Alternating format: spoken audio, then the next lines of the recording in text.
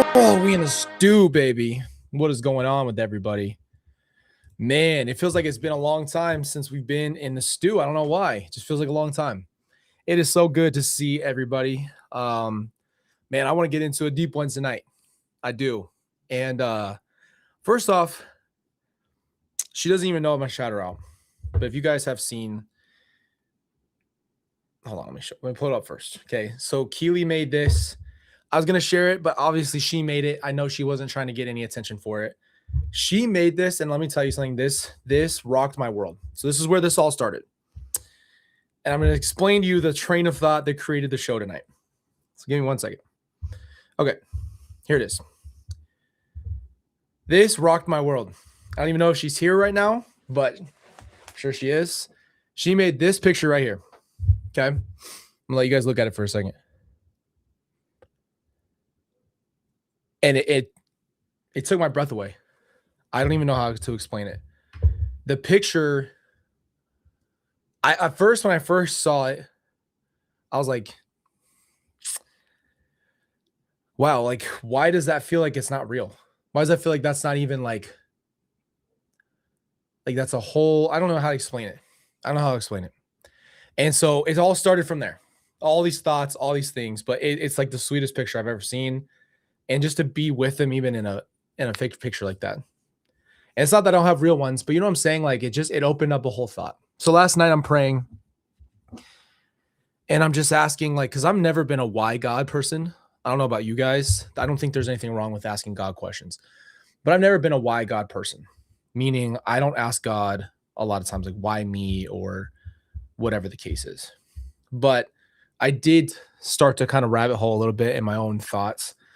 And I started to think to myself, I hear the question asked a lot, why do bad things happen to good people? And I'm not talking about me, I'm talking about them, right? They're so sweet. And it's like I see so many people who didn't deserve to get hurt or go through pain. So it's like, what is that?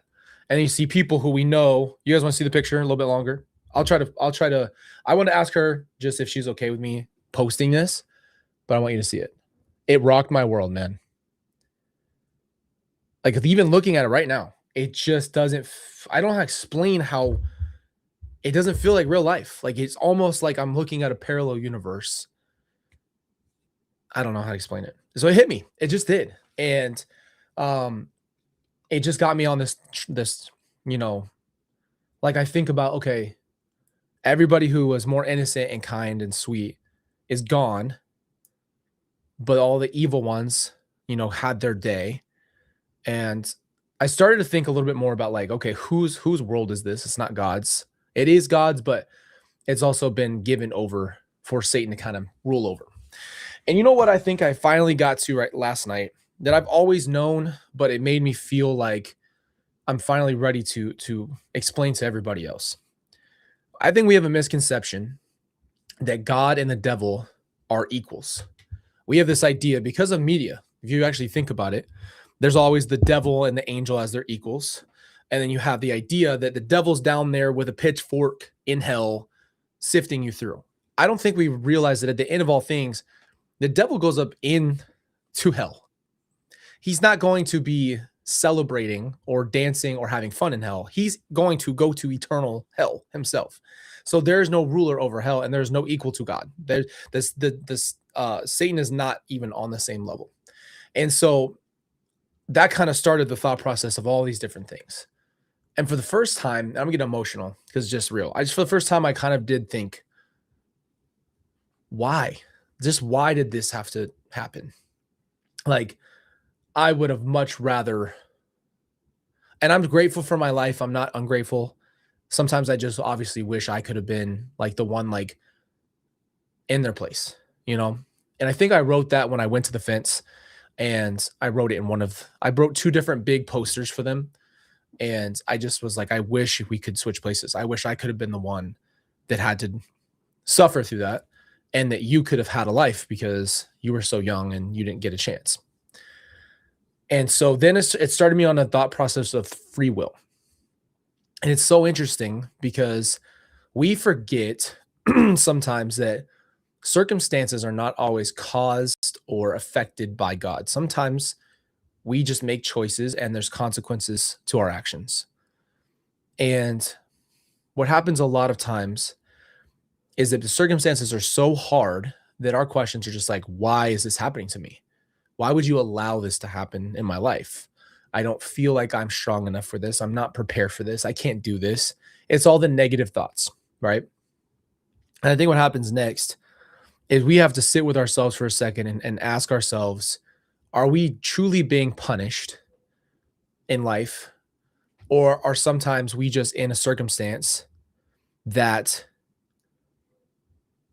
God wants to teach you something? Are we in a circumstance in where sometimes it's not fair? And it never was whoever told us it was going to be fair. Life has never been that way, right? I think that's another saying almost anybody would say. They would say, what, life isn't fair. And it's not to act tough. It's like, I think if we start having different expectations, I think our whole purpose on this earth is a couple of things, but as a just human beings, this is what I think. Number one is to help each other. I think we're here to help each other. We need community. We need to help each other burden, our what's it called? Share the burden. And then also share our experiences, because those experiences help others not feel as alone, and it creates more community. And then it's also to understand that free will is a gift, and you get to choose how you live your life. But you know what it is? I finally feel like I get it. And it's like your life is a series of how you react. And the more you work on yourself, the more you work on these things, your life will be a series of how you handle situations. And that character, I truly believe God brings into your, eternity after all of this. And I hear people, it's so interesting to hear everybody's take on different afterlife things and things like that. But I truly believe in my heart, through circumstances and watching God do work in my life, that I can't go to God in my hard times and say, this is your fault. You did this, or you allowed this. How could you let this happen? And we could say that about anything in the world. And it's easy to point a finger at God and say, this is your fault. And you allowed this to happen. And you could have stopped this. And then I thought, do you remember when Jesus said, I'm going to, he first asked God, please don't make me go through with this. I don't want to do this. I don't want to die like this. And I don't want to have to go through this. And then he goes through people. We have to rewind. It's not just the actual crucifixion. It's the garden, which is the prayer, the preparation in the prayer, the bleeding from every pore, then be arrested, then get the crap beat out of you, then get whipped at it all after all of the beatings and the screamings and all the harassment.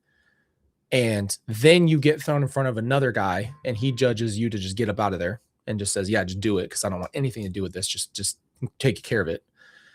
And then you're whipped to where you're unrecognizable as a human being. There's nothing left on your body. There's no skin left.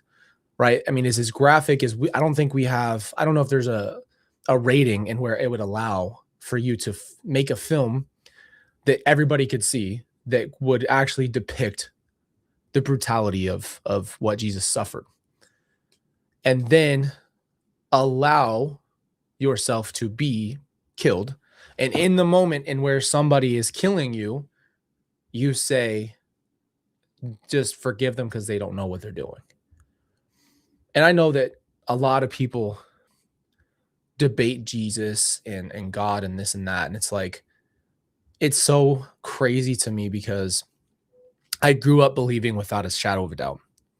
And then I hit all this turbulence in my life and I turned to God. And then it hit that ultimate thing where I'm like asking questions like God, they're using your name. They're using Jesus's name to do evil. They're corrupting it. They're saying they're good people. I believed in my heart at that time, like in the early 2020, before I found out about the kids, that I thought my mom was still a decent person, and it rocked my world. So I started reading my Bible for myself. But I had the question too, like I didn't want to really ask it. And I just couldn't understand it. And then I realized there's scripture that says, don't lean on your own understanding. You're not going to understand these things. And I think God's whole purpose in these things is sometimes to allow us to go through certain things for whatever the purpose is later down the road. But the problem is when we're in the process, nobody's having a good time. And the question always, I think, pops up, hey, why am I going through this? What is this? Why do I have to hit this turbulence?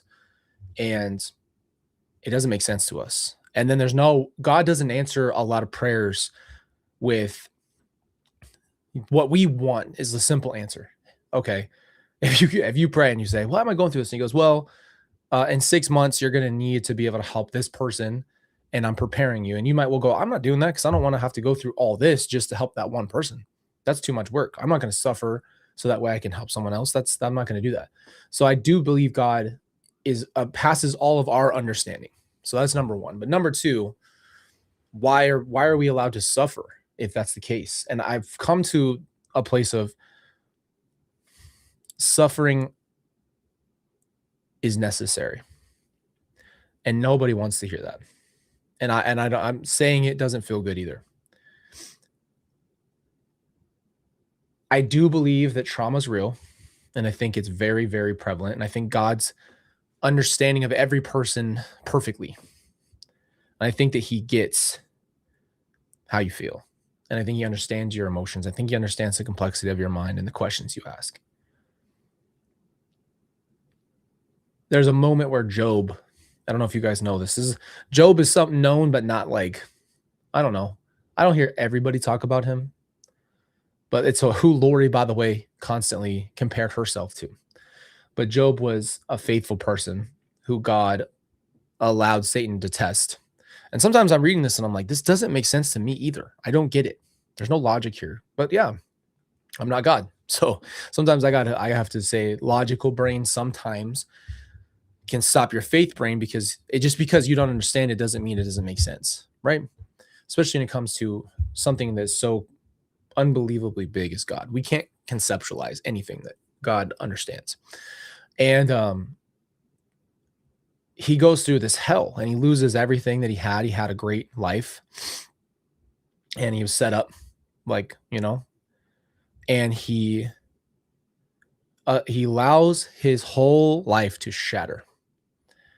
And even Job, it's crazy because Job is pouring his heart out. And he's like, I seriously regret the day I was born. And he lost his kids. He lost his wealth. He lost his home. He lost everything.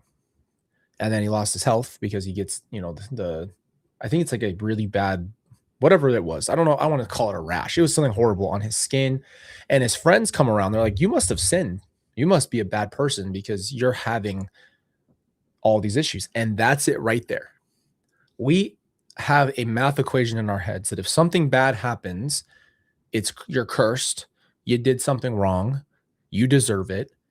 It is supposed to happen. It's just a reaction from, your past, blah, blah, blah. We create an equation that has this equal number and where it makes sense to our heads.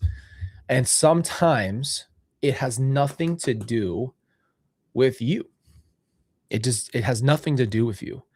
And I had to break out of this, and I'm going to just try to be really vulnerable because this kind of this affected my relationship with God because I was really struggling. But I used to think everything that happened in my family was my fault.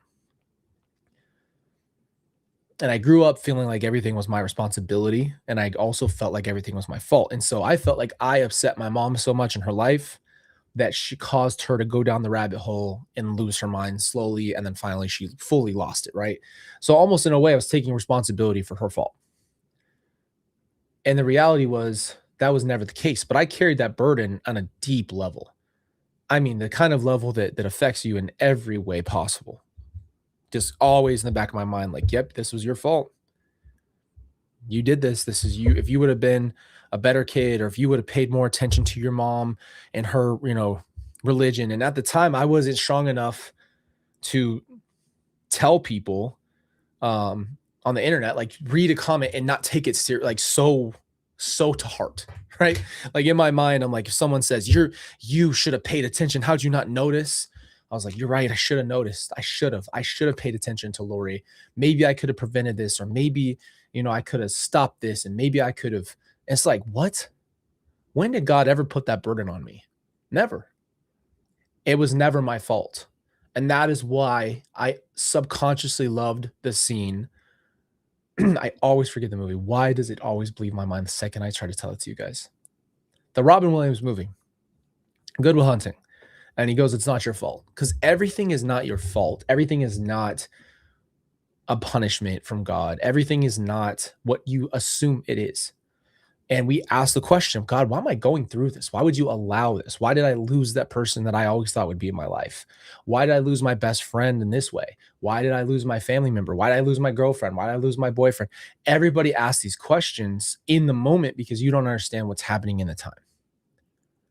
And we have assumptions of how our life is going to go, where we're headed. We are so based in needing to touch something.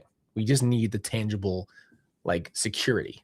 And sometimes you're on that freaking wave. You know what's the funny story? Jesus on the boat sleeping, and they're all freaking out. The storm starts. It's kicking up. It's knocking the boat over. And Jesus is asleep, and they're tripping. They're like, we're going to die. The waves are crazy. You're sleeping. And we're all about to die. And you're not doing anything.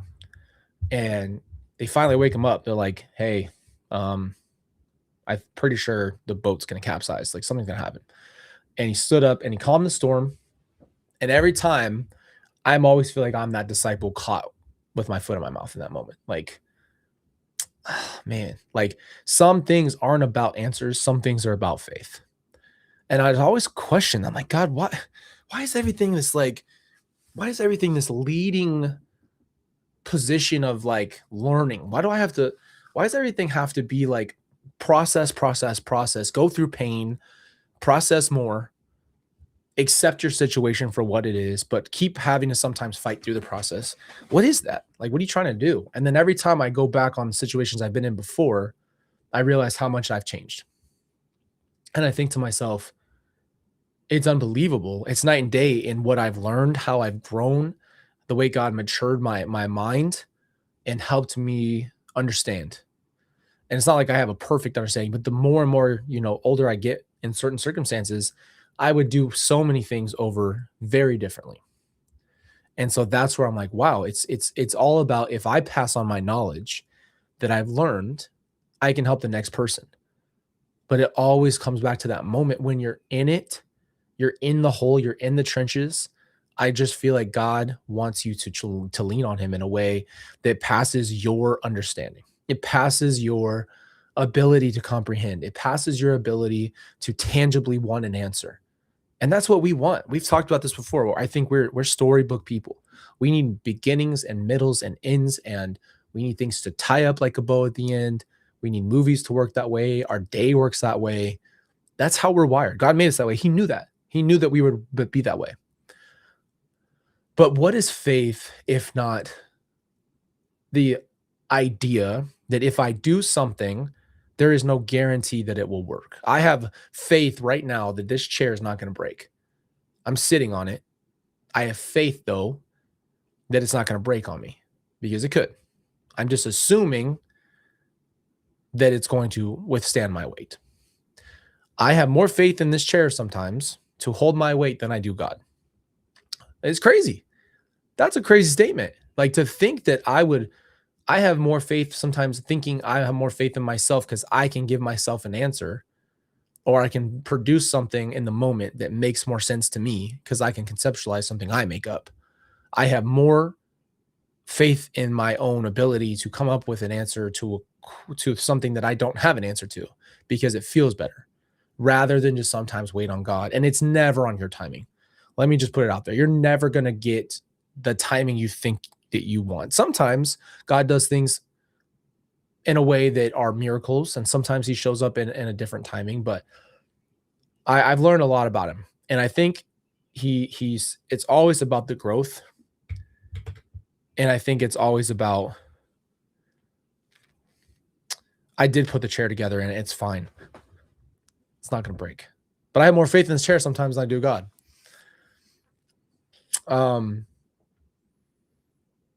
It blows my mind though, right? Because how much of our time do we spend worrying, and how many times does the Bible say to not worry?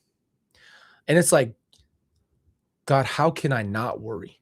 What kind of request is that? You're telling me to not worry. And again, I'll even apply this back to those times with Tylee and JJ. How do I not worry? How do I not worry? You're telling me that I'm not supposed to worry about my siblings. That's not at all what he's saying. What he's saying is, what are you going to do to produce the thing you think you need? What are you going to do? And there's no answer. So what are you sitting with? Stress, cortisol, fear, worry, doubt, health issues. You're going down a place that God never intended for you to go down. Had I been able to see in that time, and again, I'm not judging myself or trying to say I would change the circumstances, because it just was what it was. I learned my lesson. But if I would have just leaned on God a little bit more in that way, realizing I was out of my hands, I don't know if things would be different, but I think I would have had a little bit more peace, just a little bit. And at first I thought, that's selfish. That's selfish to want to have peace when this is happening. It's selfish to want to have a good day with my kid, because at that time I only had Riley. I'm thinking it's selfish to want to just, enjoy my life when I don't know where my siblings are and there could be something horrible going on. And I just want you to understand that now that I'm older, I'm like, God is seriously calling you to peace. And that's such a crazy concept, because peace is uncomfortable nowadays. It's not normal. And I realize that sometimes your whole life is so loud, and a lot of the stuff you're worrying about that you don't have an answer to is taking away your literal health. And another thing I want to bring up is that point, the cortisol, the anxiety, panic attacks. Stress does something to your body, major. It can hurt you really bad, and it can put you in bad places, and it can even get you to a point where you might lose control for just long enough to make a really bad decision or a life-altering decision for your own life, whatever that looks like. People do it all the time because they're so stressed out. And it breaks my heart, because I know a lot of people aren't bad people that do bad things. They're just mentally burnt. And they've been through a lot, and a lot of people have just never healed, and life just keeps coming, and the days keep passing, and the things keep staying, and new problems come along, and you're just drowning. And I'm like, if I could just tell you one thing I could share with you, you do have somebody who cares, and it's God. And it's not that you don't have other people, but if you are all alone on this earth, you have God. And there's times where I have been just like, it's just me and God. And he's always come through for me. He's always come through for me. And it's so crazy to think about. Like, I was so stressed in the moment. And I remember, I'll never forget this day. I'll share another experience with you. But I remember being in such a low place, and I was broken, and I was so scared. It was like the most fearful I've ever been. And at that time, The Chosen was playing their episodes like live. How do I say this? The episodes were releasing on like a time schedule. And so I'm watching these episodes, and I end up watching the episode, and it's like, I think it's the last one of the season. And it was the episode. It was the episode where the disciples go on the boat, and they go ahead of Jesus, and Jesus walks out on the water. Now I'm like, that's a little showboaty, but I mean, you're God, so I'm not going to say anything. But he comes out there and he walks on the water, and Peter's like, if it's really you, let me come to you. And so he steps out, and from what I understand biblically, he made it a step or two on the water. You know what I mean? Like, he made it. He took a few steps. So there's this faith building, like, hey, I'm walking on water. This isn't supposed to be possible. Nobody does this. And then he loses his faith for a moment of fear. Fear takes faith away. So there's no coexister, right? You can't be afraid and have the most faith. And I've learned that. It's almost like they're literally two opposite. They drown each other out. But he loses his faith and he slips and he goes in the water, and Jesus puts his hand out and he thinks he's going to drown, right? Probably doesn't know. From what I understand, it looks like he doesn't know how to swim, or it's like crazy waters. I don't know. But he thinks he's going to drown. And Jesus picks him up out of the water. That episode, in that time, I lost it. I needed that. I needed to be reminded in that moment because I was at those lows, those very, very, very lows. And that episode touched me because sometimes you just need to know you're not as far gone as you think you are. And we really have a mental battle. That's really is. That's it. It's just you're in your head, and the devil's trying to make your circumstances look worse than they are. And he's trying to get you to quit. Because if you quit, he wins. That's the number one thing. If you stop going, you stop having faith, you give up your faith. And I see it all the time. I was that person too. It's not like this is actually sad to say because I had never thought I'd be that way. But after everything I experienced, I had I don't know, almost 2-year gap where I really struggled with God, like almost no connection. And I really thought, I just thought all those things, all the qualifying reasons. I'm not good enough. I'm not worthy. I don't even deserve to have you. I shouldn't even be praying. I don't live the right way. I gave him all the reasons. I'm like, here's my list. Here it is. Here's my list. And it says at the top, I suck. And the rest of it is the reasons why I suck. And he just crumpled the list and threw it out. It was never about what I think is the qualifying move. That's what's this truth that I'm trying to say. And a lot of people have said this in the comments. They're like, look, and I'm just going to tell you, I'm never going to not tell you what helped me. I can't not share what helped me get through this time. It was not just me. It wasn't just therapy. There's times where I had nothing and no one. And I went to God and I tangibly had the comfort. I can't give myself that. I have no ability to comfort myself or show myself these signs, even if you're looking for it, There's times where God has shown me in little ways and in big ways that he's there. He's listening. And then, I felt like I turned my back because I was mad about circumstances again. And I said, I don't even want, to me, God is vulnerability in that way. So I'm like, I can't handle trying to have a relationship with God. I don't know what that looks like. There's questions I have about there's certain confusion for me, like biblical confusion. It's not that I don't believe. It's just I don't understand a lot of this stuff. Like, what does this all mean? And at some point I got, bitter. And I got bitter because I was just like,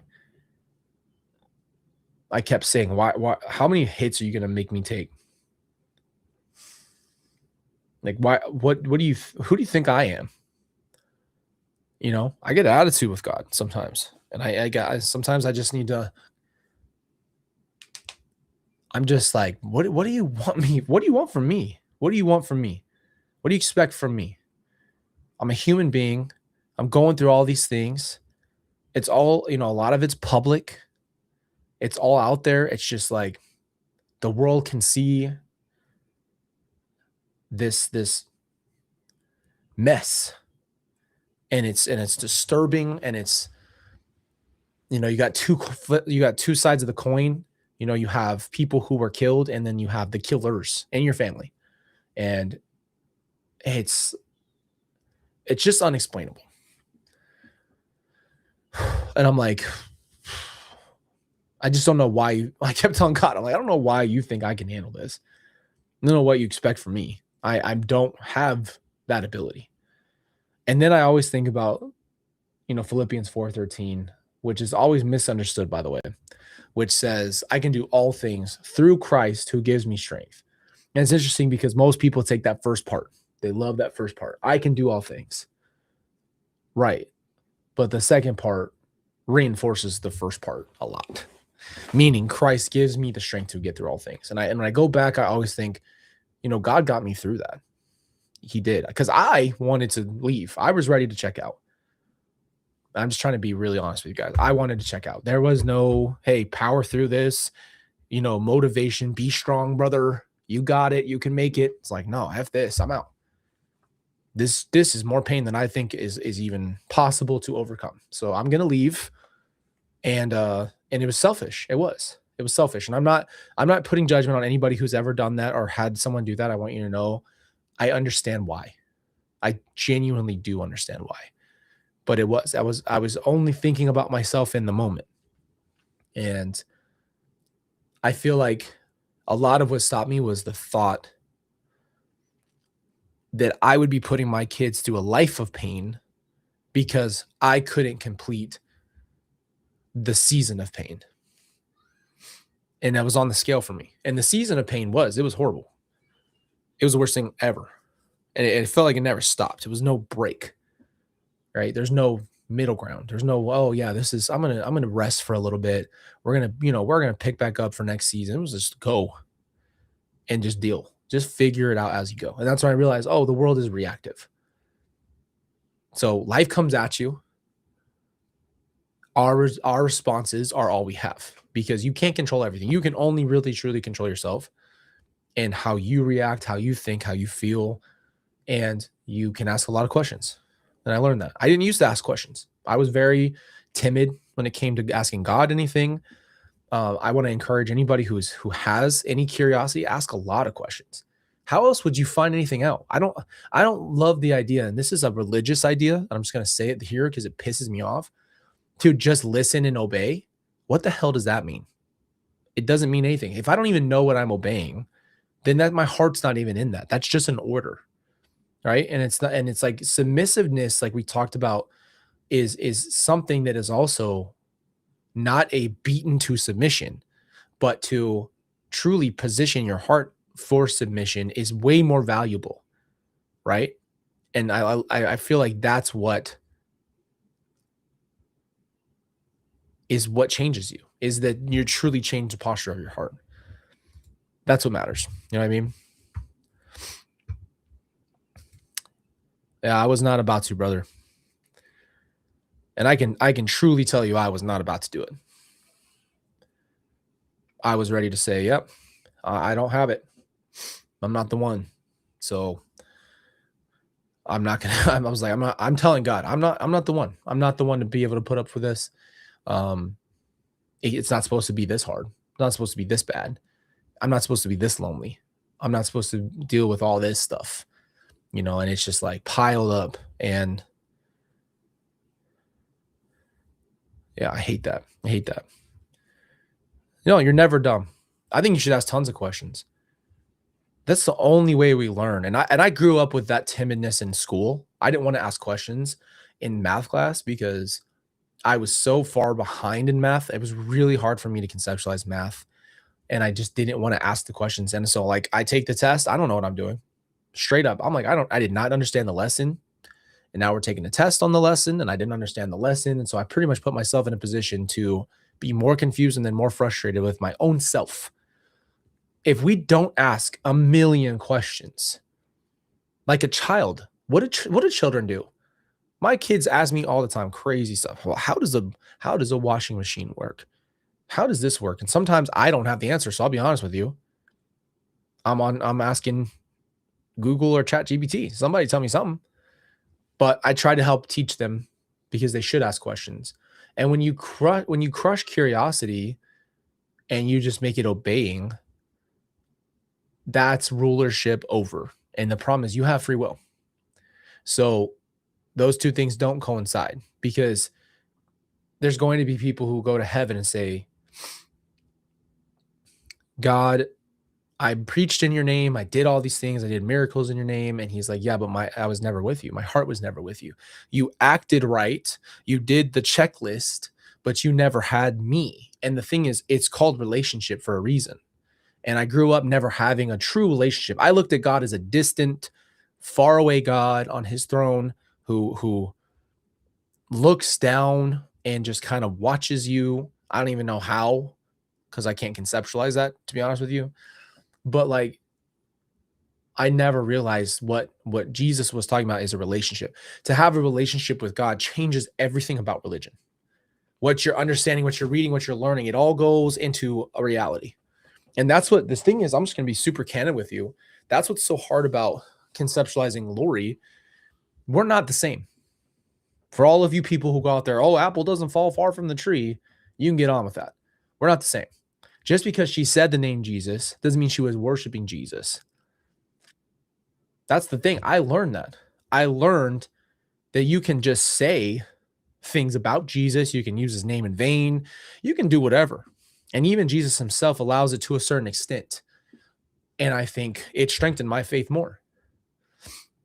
It made me question God for myself. It made me question Jesus in the right way, to get to know him and say, hey, well, obviously that's not you, because it's not biblical.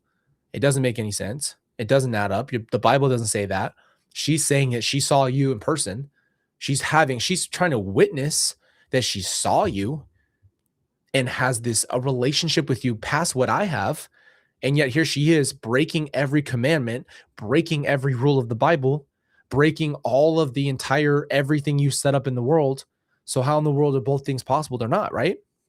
But I'm the type to gaslight myself to say, maybe you're wrong, blah, blah, blah. So I was like, no, I'm not wrong. Not when it comes to this.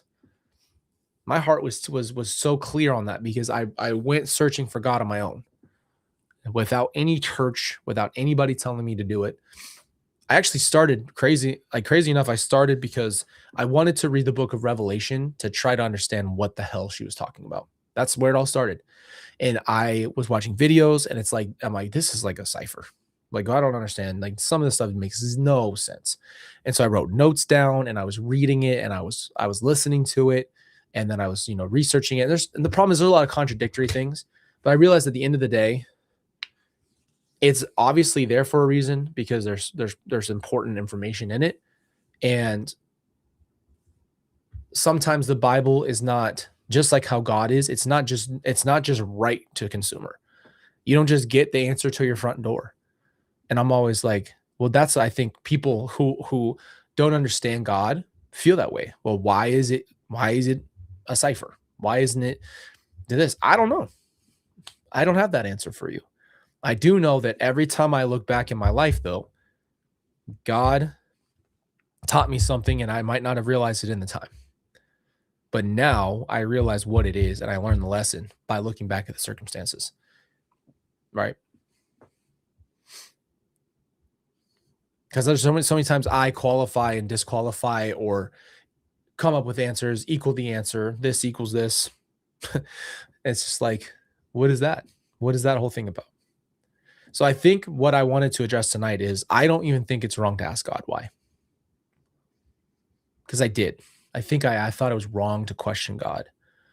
And I grew up that way. It's just like, oh, well, I'm not going to question you, but then I'm left with confusion. Why wouldn't I ask a question? What's wrong with that? What kind of person would I be if I never asked any questions? I just took everything for whatever anybody said, and I never asked questions. That is just ridiculous. And it's not that we should ask questions to try to talk ourselves out of things, but why can't we ask a question for God? What's wrong? What makes that a wrong thing? When did God ever say, don't ever ask me? Well, then how would I know what to do? Because the thing is, the Bible is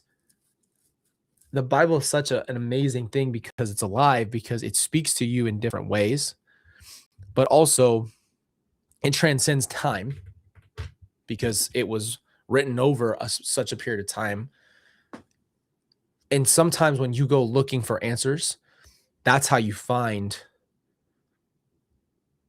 have questions, and you go looking for answers, and you end up getting there. That's just what it is. And sometimes you have to feel like, I have this question, I'm going to go searching. I'm going to go be relentless with God. And sometimes I've told God, I told him like, I'm going to knock on the door as hard and as long as I can until you help me, because I need you. So I'm not going to give up. So to expect one thing, I'm not giving up. And he made me that way. He made me with that fire. So I'm not going to give up by trying to figure out what I'm supposed to do. But sometimes he doesn't answer and you're just left with frustration. And a lot of people say they ask God why. I was one of the people that used to tell you all the time, I don't ask God why. And I really realize it's okay. Here's what I'll say. This is what the main theme of this whole video is. Asking why is not wrong. Asking without understanding, asking why and saying, explain to me what only God can understand right now or might reveal to you later. That's what screws with everybody up. That screws them up. Something bad happens in your life. It turns you away from God because you're left asking questions, why? And then you don't get an answer. You don't understand the concept. You don't understand why you had to go through that thing because it's horrendous, and why you have to live with the trauma, and why everything hasn't just been healed, and why you're just like processing. Like you're not just getting answers. And then sometime with that patience, you'll get those answers in different ways, and it will be perfect for you. It will be something you see on a sign. It will be in an airplane. It will be on a TV show. It will be in a Bible verse. It will be on a song. It will be somewhere where God places it so you know that's your answer. That's how it works. But if you don't ask questions, you don't ever ask a question, you'll never get an answer. Blind following never works. I don't understand it. I like that the disciples asked Jesus questions, because how else would they learn anything? What if I just sat there like this and I'm like, well, I don't really understand that. And I did it in math class, bro. I did it. And I failed math a lot of times because I just always had to I kept my mouth shut and I never asked the questions and just like, look, I really don't understand what you're saying. I learn very differently. I learn in a little bit of a slower process when it comes to math. And so I was like, I need to sit here and understand what you're saying. But if I don't understand this concept, the more you go down the line, the more and more confused I'm going to be. This is the same thing with God, though. And this pertains to our lives. This is pertaining to what we need to understand and how we need to move on. And let me go ahead and address this too. And I get it. I want you to understand this is no judgment for me. But a lot of times the bitterness of the situation seeps down and causes you to need someone to blame. And guess who always gets the blame first? Yourself or God. It's true. Those are two easiest people to blame. And guess what? Sometimes that situation isn't even the reality of the situation. What if it's not your fault? And what if it's not God's fault? What do you do then? What if it wasn't your fault? You didn't cause a chain reaction. You didn't do anything wrong. And then also God didn't do anything wrong because he didn't make it happen. He allowed it to happen for whatever reason that he has. The reason I brought up Job is also one other thing I forgot to get back to. It's unbelievable to think that I got scared after this of God. I'm not gonna lie. I have a healthy fear of God. And I think we'll have to talk about the fear of God another time. It is not fear like what we think it's not like the Black Bride fear where you don't want to go near it. It's a different kind of fear. It's a reverence of God, but we'll get to that another time. Job starts going on this rant, and it's a long one. It's a long one. Job's like, hey, I cursed the day I was born, cursed my life, cursed my everything, cursed me, blah, blah, blah. He's going off, right? I mean, he's literally like, I regret the day that I was born into this earth. And brother, I'll be honest with you, I've been there. So I understood exactly what he's talking about. I was like, it would be a lot easier had I just never had to come down. That'd be nice. It'd be nice to have never had to go through this. I've never been in Job's position. Job was in a lot of different pain, but yeah. I just understood the sentiment. And God goes, this scared me to death. I'm not gonna lie. He's like, were you there when I created the universe? Were you there when I made these things? And the first thing that comes to your mind is, no, I don't understand what you're doing. And my biggest thing with God that I've learned, I think he knew exactly how I would receive this. Having my kids has conceptualized God for me so well. And I'll tell you why. Because now as a father, I realize there's things that I know and understand that they don't. No matter if I sat there and told them, I could tell my daughter Ava all these things about all these things. She's only going to understand what she understands. So I'll give you a perfect example. My daughter, Ava loves sugar. She loves it. She could probably eat the most sugar of any of my kids. She doesn't understand why she has a limit. She doesn't know and understand the timing of sugar and when it's allowed and when it's not.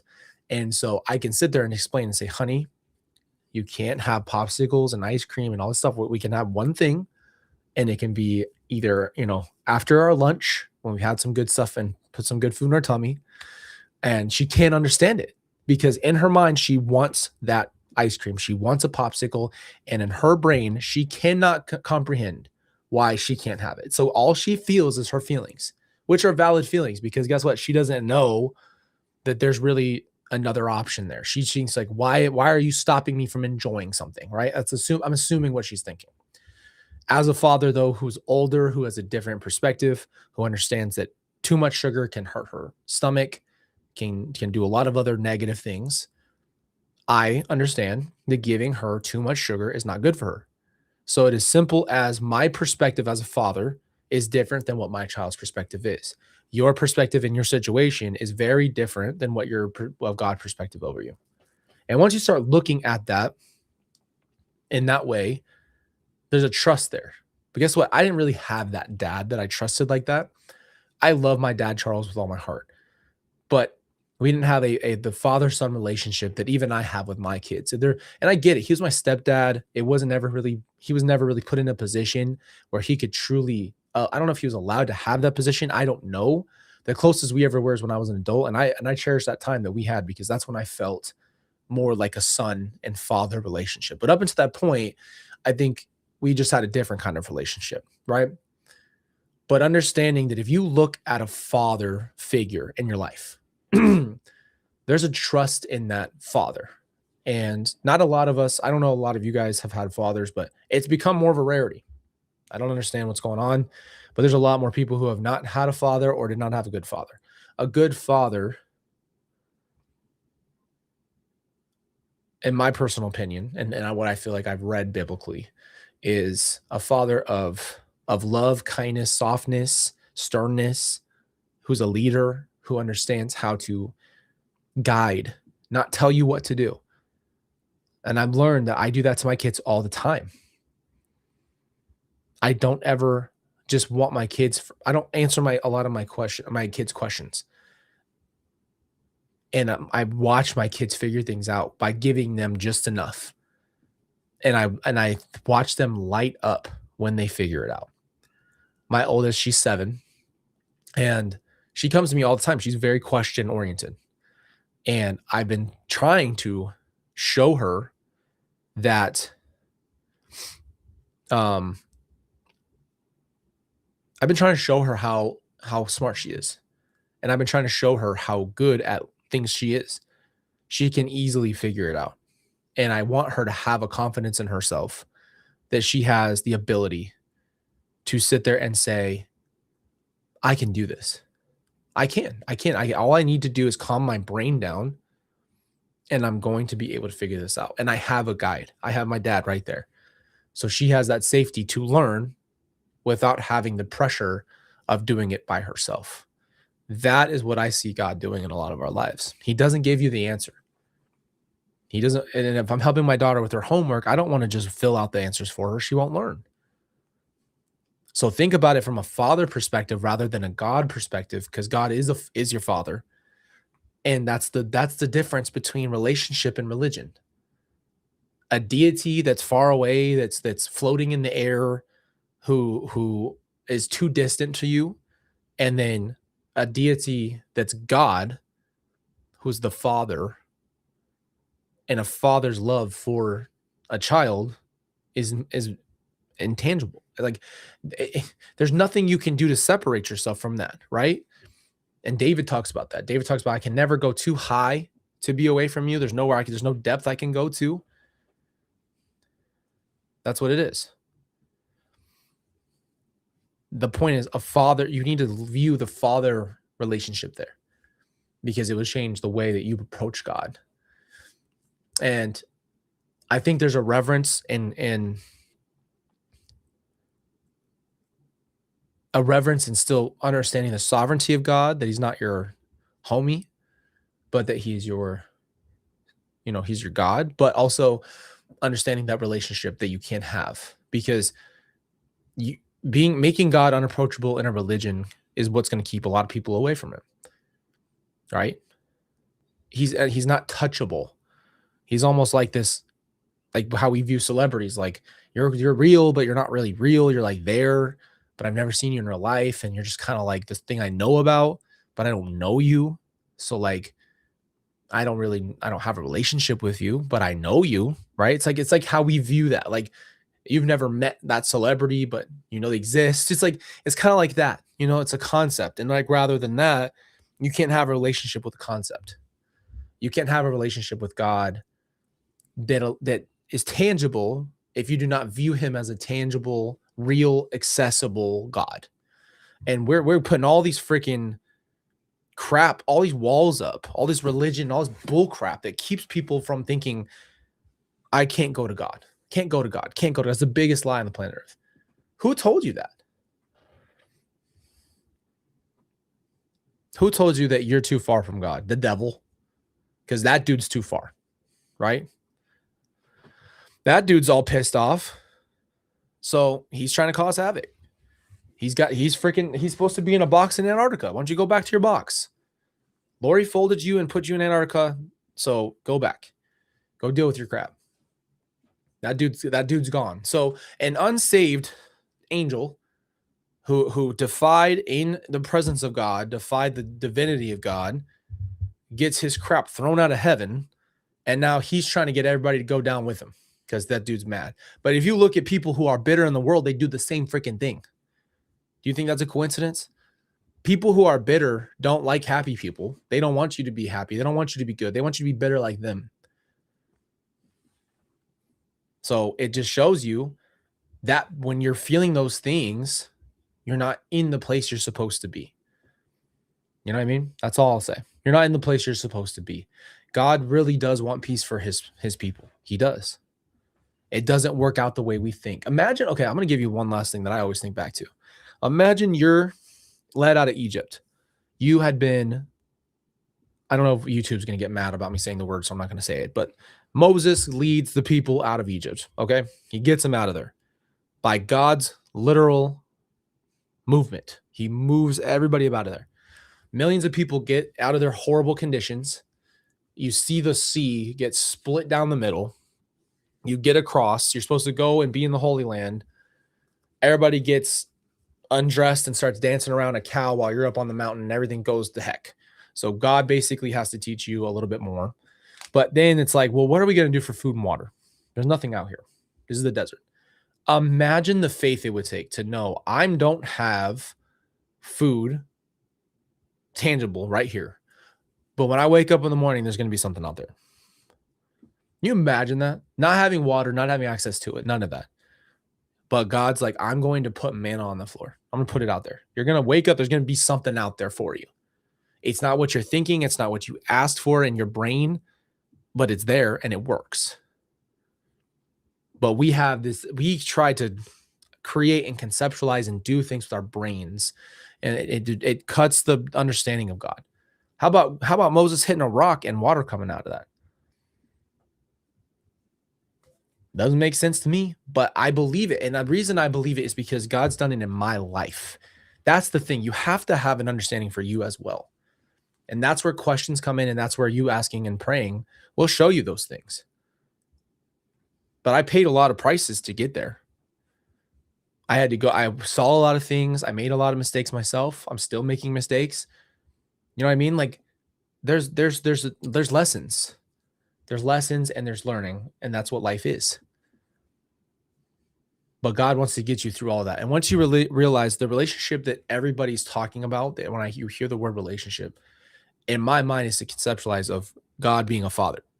And if you have a trusted father and you know your father's there for you, you'd want to go to your father in those times because your father would bring you comfort.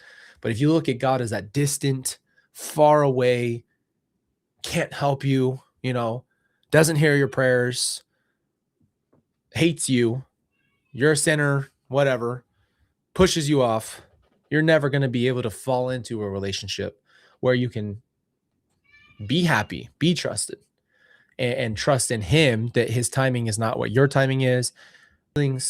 Your feelings are not going to be able to run. Your feelings are going to cause a huge separation. So just be careful with your feelings. Your feelings a lot of times are circumstantial, right? That's why I don't think it's always the best advice to say always trust what you're feeling. Don't. That's actually the opposite of what the Bible says. The Bible says, don't lean on your own understanding. So don't go into a position and tell yourself, oh, I'm gonna trust my own thought in this moment. Well, guess what? My thought right here in this circumstance is gonna be different about my thoughts in the other places. Why wouldn't I trust somebody who understands things at a different level? You have to be able to trust God. So I love you guys. I appreciate you. I hope you guys have a great rest of your night. I really am glad that we have a community that's so amazing and open and understanding and kind. And it's a beautiful place. This community is amazing. And yeah, I absolutely love. Yes, you hear the kids. That is why I have to go. Ava is screaming for me to come in there to probably change their show. That's probably what it is. Oh, I want to answer this. Hold on. Ava can wait for her show. Colby, I'm an atheist. Do you see how a person can become an atheist? I know your faith must be so strong to endure what has happened in your life and still believe my faith was not as strong as yours. I do understand. I get it. I 100% get it. And let me be honest with you. I feel like I understand why people are atheists. I understand a logical mind. I understand science. I understand why people go around God. And I'm just going to tell you, this is why I always have to throw my personal thing in there. And this is what I want you guys to understand. If I had not seen God do things in my life that were unexplainable, that were answers to prayers, I will give Lori credit for one thing she did in my life right. Lori, when I was a little kid, taught me how to pray. And I always stuck with that. I learned how to pray to God myself. I learned what that meant. She taught me that. And so I always spent my time praying as even a child with the faith that God can do anything. It doesn't mean it's going to happen the way that I want it to. But I understand why people are atheists, because they get pushed out away from God, whether they had faith at one point and then they just don't believe because the pain, the hurts, the things that happen, and all of those things. And I don't judge people who are like that. I do say, though, God has the prodigal son is my favorite story.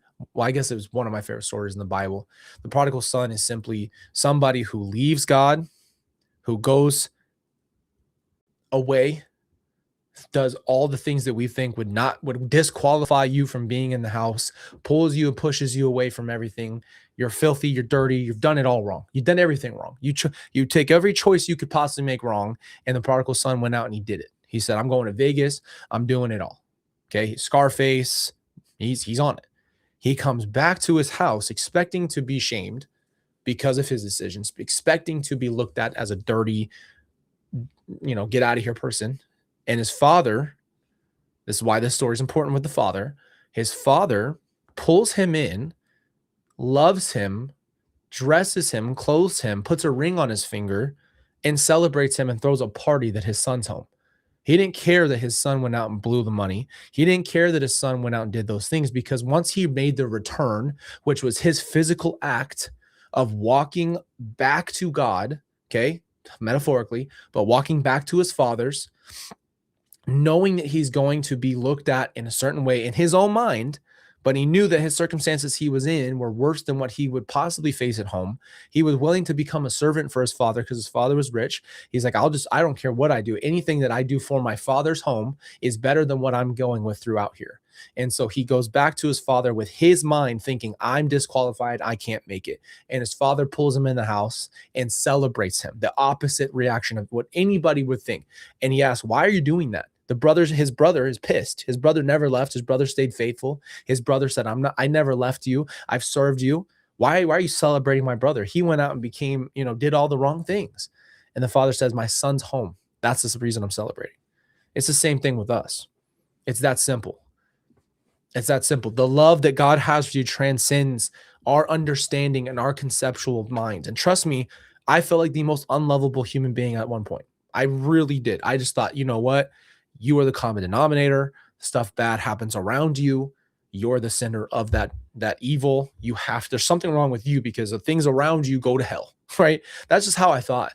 So I'm like, okay, well, God doesn't love you. It's a list of things that I created and this is it. It's a list. I made a disqualification list and I said, well, your armpits smell like onions and your mustache is this. And you make a list for yourself and you become an atheist in a sense because it's hard to conceptualize God. It is, but I don't think we're supposed to understand everything about God. I just think there's people out there trying to confuse you. I think that there's Satan trying to get you to get away from God. And I think that there's a lot of stuff happening to try to keep you from being able to have a relationship with God in this world. And if you keep getting separated from it, the less peace you find. And I'm not trying to say that people can't find peace on their own. I'm not hating on people's religions or remedies or anything like that. But just trust me on this. If I can tell you one thing, I would not be here without God. And more specifically, I'm just going to say what it is. I would not be here without praying to God and Jesus. That's why I tell you my experience. That's it. There's no way around that for me. There's nothing around that. But I'm somebody who wants to hear other people's perspectives because how would I learn anything if I don't hear you out? I'm not arrogant. I think people and people's understandings, people's testimonies, people's experiences are important. They should be brought to the table. But you also have to understand with all that, there's some really, really sick people who also bring these experiences in order to try to corrupt God for others. There's people who are supposed to be godly and do horrible things on purpose. And there's some people who make really bad mistakes who are like these pastors who make these mistakes. And so then it looks like, oh, you were never for God. And it's like, sometimes I think we forget God and humans not the same. Even a representative of God is still a human being.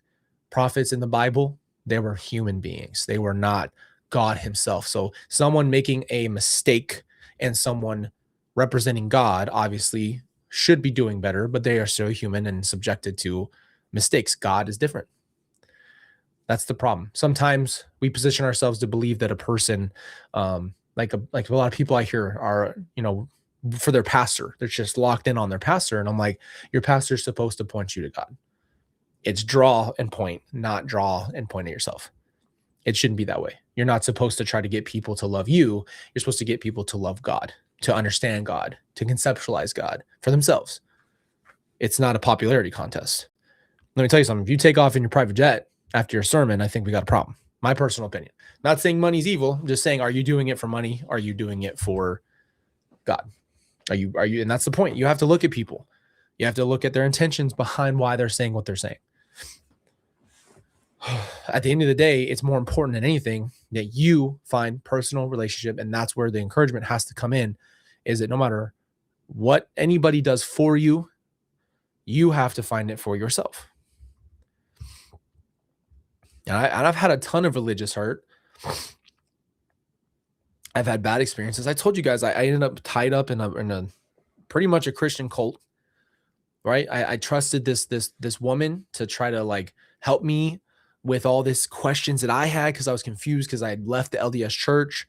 And so I'm like trying to figure out what a Christian is, right? What does that look like? What's the differences? And it's just like, she just like wrecked me because I just tried to trust her and not trust God. So then I was like trying to ask her questions. She doesn't even know what she's talking about. And she was manipulative and she was all about money, but I didn't see it in the moment because I was trying to heal. She disguised herself as a coach and a healer and this person who wanted to help people. And that's why you have to be just really careful with that kind of stuff, because some people really don't have your best interests at heart. But God does. So trust him. He doesn't miss. He's 100% from the field every time. And even if we don't understand what's happening, it just means that we don't have the same understanding as God. And I think it's okay to feel that way. And I think it's okay to also question that. It's okay to ask questions. And I just want to encourage you to ask more questions in your life. That's okay. And I really appreciate you guys giving me the time in your day to talk about it, because we can learn a lot from each other. So I have no judgment for anybody. I understand people grow up in different circumstances, learn things, study things, and try to, people want answers and they go looking for it and they find it in different places. And that's just what it is. But my personal thing, and I will always just say this to the end of time, because it just cannot, ever leave, that is that I have watched my prayers be answered in impossible ways. And I've asked God to help me get through things. And it wasn't just like God pushed me through. God didn't split the sea for me all the time. Sometimes I swam and swam and swam and thought I was going to drown. And he said, "You're not done yet." And I said, "I'm not strong enough for this. I'm not the one. I'm not going to make it to the other side." I think that's the other problem. We always kind of have an end goal. When's the pain going to end? When do I overcome always? When do I do this? And it's like, sometimes it's not about an end goal. It's not about a championship ring. It's not about winning the big game. Sometimes the reward isn't what we think. So just understand that it's just out of our understanding. That's it. It's just that sometimes you're not going to get what you think you should get, because our world is set up a way and God is just above that. That's it. That's how it's supposed to be.